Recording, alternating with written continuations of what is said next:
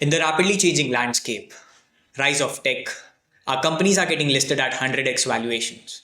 But the people who drive it go home alone, the screen times are getting longer, profits are shorting up, and friendships are getting shorter.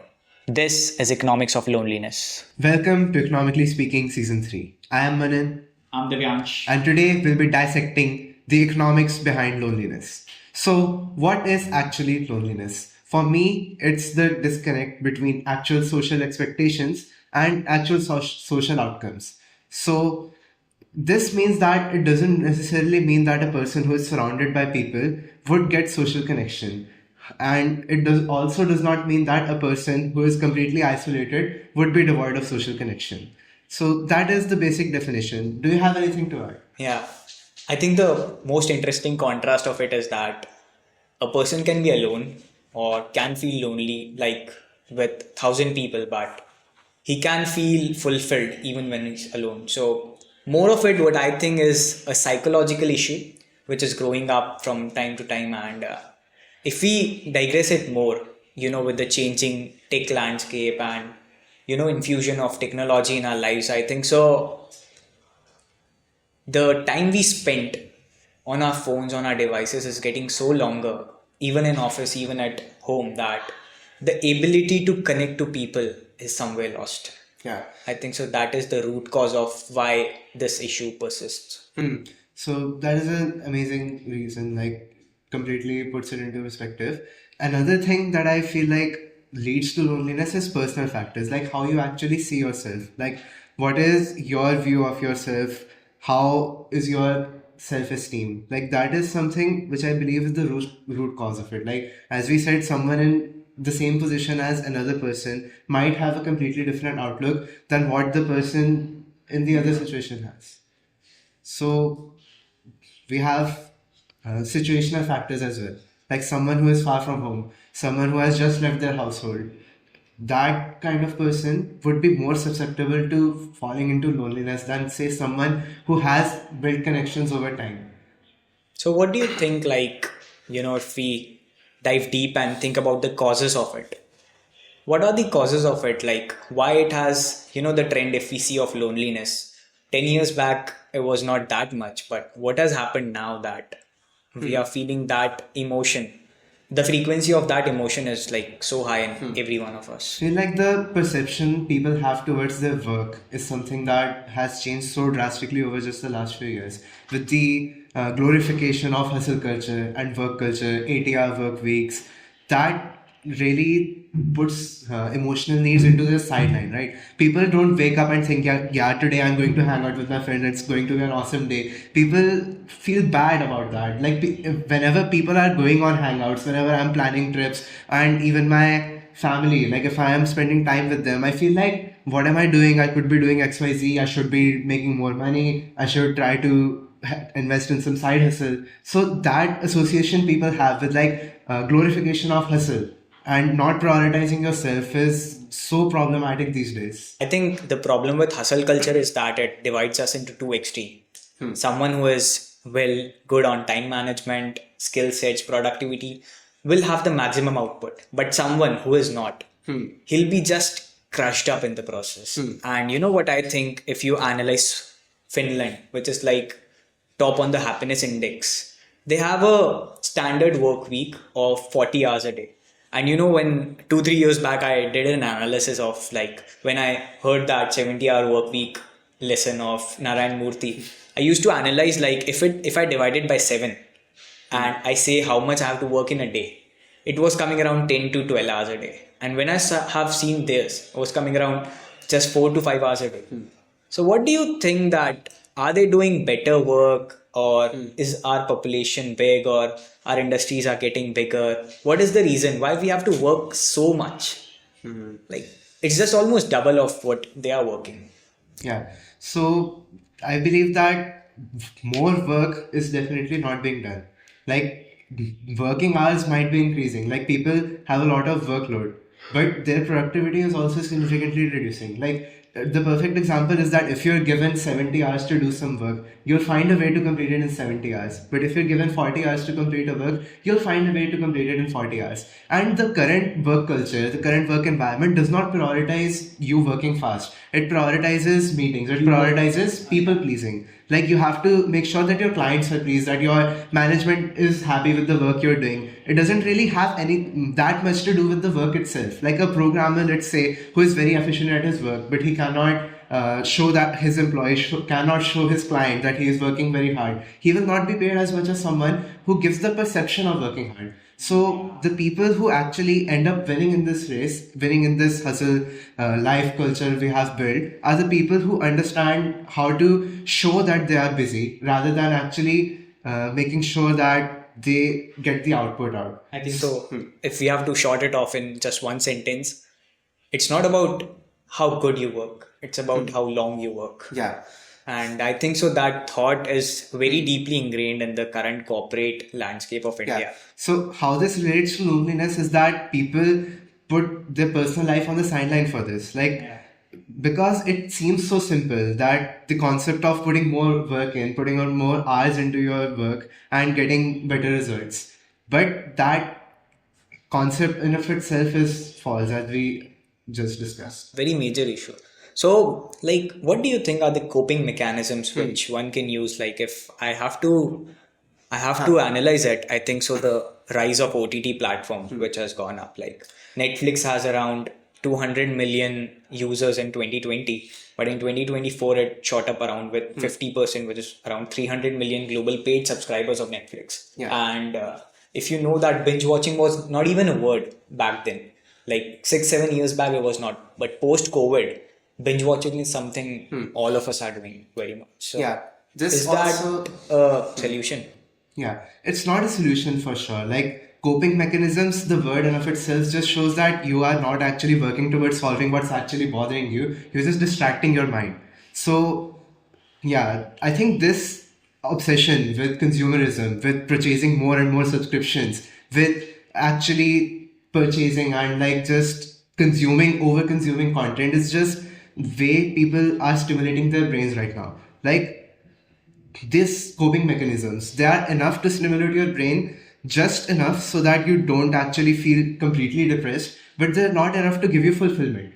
Like, I think this stems from the fact that people are working so hard for their money nowadays, that entire culture is completely work centered, that they feel like, if they are earning money, then it is their right to spend it. And if they want to spend it on instant gratification, then that is something which is completely fair to them. But they don't realize that spending this money on such as, like, let's say I'm ordering Zomato every single day, and that is leading me to become fat and become unhealthy. Then I think so. Let's try to break it down with the help of an example. Just for example, someone is working in a big corporate firm, maybe in consulting, and the average work day we have is around 10 hours. He works 10 hours a day. He has gone to the office like morning 9, 10 hours. He'll be off by 5, 6. He'll get home, and I think so. If you study the highest number of orders which food delivery apps get, it's mostly at night. And For sure. even after midnight, the spike is more up. So I think so that clearly shows that after going home, he orders food for himself because he don't have time to make the food. Then he's feeling lonely. If you see the highest amount of sales an alcohol outlet or alcohol shop gets is around 8 to 10 p.m. and 10:30 it gets off. So it clearly shows that 6 he comes home. 6 to 8 he orders food. Then he realizes that I'm feeling alone. So he goes to the alcohol shop. He gets on some beer or something which he wants to enjoy. He comes back home, and then after 10, if you will see the timeline, most amount of active users in an OTT app is after 10. He comes home, he has his meal with the alcohol, then alone he watches Netflix, then he sleeps at 1. He wakes up at 7 again, then he goes to the office. Yeah. So it's that level of burnout, if you'll see. Yeah, it's an endless cycle. Like, this gratification, as I mentioned before as well, it's just enough to keep you away from killing yourself and getting to the point that you're completely depressed, but it's not enough to actually fulfill your social needs. Yeah. So that leads to the question that how can someone who is in that position, like, let's continue that case study, How to alright? solve it in a healthy manner? That is what we should think about. So I feel like the first step for getting to a healthy solution is people understanding that these are actually coping mechanisms and these are not the hobbies that people have. Like if someone says my hobby is ordering out and binge watching, then that is fine as long as they understand what it means for their psychology. So spreading more awareness about what these actually psychological traps are, because right now the topic of mental health is getting some light, is getting pushed to the forefront a little bit, but it's not being pushed enough. Like people still see it as a taboo topic, like yeah, I'm feeling lonely, क्या क्या बात कर रहा है, क्या लड़का है भाई तो सीधा हो. So that kind of stuff is, I think, the problem that needs to be addressed. So how can a policy be created, or how can we make the youth understand that these problems need to be addressed at an early age? Like as soon as someone understands that yeah, their social expectation is different from the social outcome that they have, that instead of going to these gratifications and these outlets, that they actually build it within themselves. Like how can we create a culture that appreciates that and that understands the importance of that? I think so. If we think about the solution part of things, there are some good corporate practices which are going on. That, for example, the new infusion which is happening in the corporate setup. Like, for example, you join a company and I'm your HR. The questions I'll ask you is, of course, how you feel, how you that, and that's conventional. But I think so. There's a practice which has started of asking your hobbies to me. And I'll try to get on with some redeem coupons or stuff like that, which will help you pursue that hobby. Maybe it's music, maybe it's sports. So I think so that is a healthy measure which is taking up in the corporate landscape of things. But if we structurize solutions and scale up the solutions on a much larger scales, I think so the health and fitness apps, they are doing a good job. And yeah, the companies will sell what sells, right? Zomato just recently launched the healthy mode, right? Which tells you how much protein some food has and gives it a health score. So if we as consumers get more aware, get more understanding about what we actually want the company to provide us with, then those companies will absolutely create the product that we need. Like it's very easy to blame the companies for creating these instant gratifications, that yeah, why are you creating food with so much sodium and with so much addictive ingredients, but they're just selling what we're buying, right? So having a change in consumption patterns is the most important step that I feel is important. So let's say we want someone who, let's continue the case study we have, like someone who's working in consulting and gets off at 6. How do we get that person to stop ordering Zomato and ordering some thing from the local fast food chain like McDonald's or Domino's, and incentivize him to go to the grocery store, actually go out and shop for fresh ingredients and make something that will actually fulfill him rather than leave him empty? I think so that health and part which I was saying, I think so the run clubs which are being organized, like the Bhag Club in Delhi and stuff like that, they are doing a very good job at community driven initiatives. Because ultimately at the end of the day, if me and you engage in an activity, but we don't have a standard form of how we'll do. Like if I know something, you know something, that is the thing. But both of us know what is running. We run together, we have some time together, and I think so that's a good way to make friends. So that part, and even the corporate, which is like Cult Fit and stuff, they have their own communities and groups. So you relate with people who you want to engage with in terms of which physical activity you're getting into. Yeah. So that may be one solution that can work as a good solution, and I think so that is working also with a small sample. So what I'm picking up from what you just said is that you need some push, right? The person who's completely comfortable in his lifestyle has a defined routine. Like even if the routine may not be perfect, that he is happy and he does not want change. So we need something that can push them in the right direction. Like this can be, if we are in the digital age, then we must leverage that technology, right? You mentioned apps, that instead of just completely relying on apps which are designed particularly for gratification, we push apps and make people more aware about apps which can connect them with like-minded individual and people who are also maybe have been in similar situations in their life in the past and understand what problems someone who wants to change their lifestyle would eventually end up facing. I think with the point of apps and tech, AI is something which is Yeah. coming up in and which is like getting a part of our lives much stronger day by day.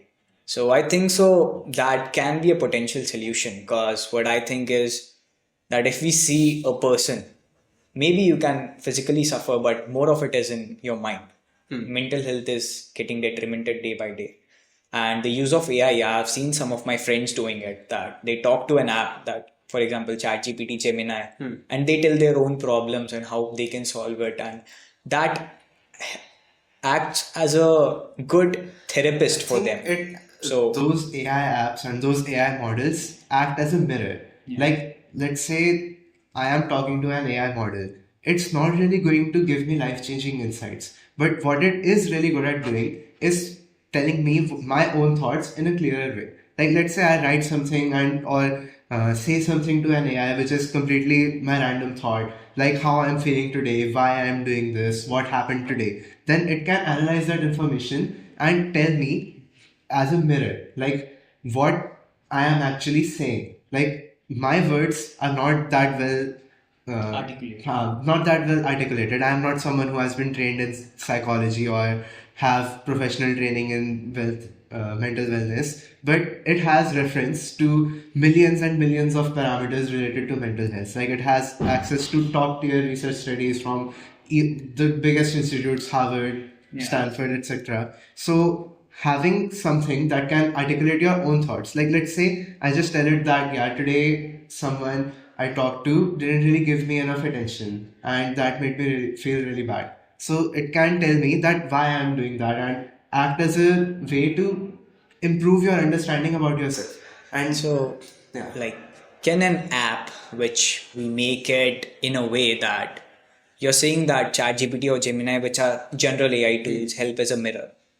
So, can we make something which is deeply specialized in the domain of mental health? For example, what all studies we talked about, all research documents, and consolidating all of them together with, of course, a three-tiered support system. Like, if you want maximum level of support, you can contact a human psychiatrist. But just for general ways to share your problems, to structure your life, can a specialized psychology app based on AI will work? What you are referring to could probably be done with something like a RAG system. A RAG system is something which leverages an LLM, but it only gives it a defined data set to work with. Like instead of having millions and billions of parameters, you just train it on some particular data related to mental health and mental well-being. And I'm sure there must be some cutting-edge startups working on this. And I feel like giving chance to those startups and to those ideas which help help create an understanding of yourself, for sure is the next step. I think that will work of getting taken into our lives and getting a healthy lifestyle slowly and steadily, adapting better corporate practices. Yeah. I think that will work as a good solution for it. So, in conclusion, I would like to say that we do not need to villainize companies. Like they will produce what we are buying, right? So, developing a understanding about yourself as a person and understanding why you do what you do, and then having the courage enough to change that is the only way that this whole economic aspect of loneliness can ever change. Yeah, agreed to you. Okay, so in conclusion, after having an engaging conversation, we hope that you liked the video and we hope that you'll stay tuned for further content. Do like, share, and subscribe. Thank you so much. Thank you.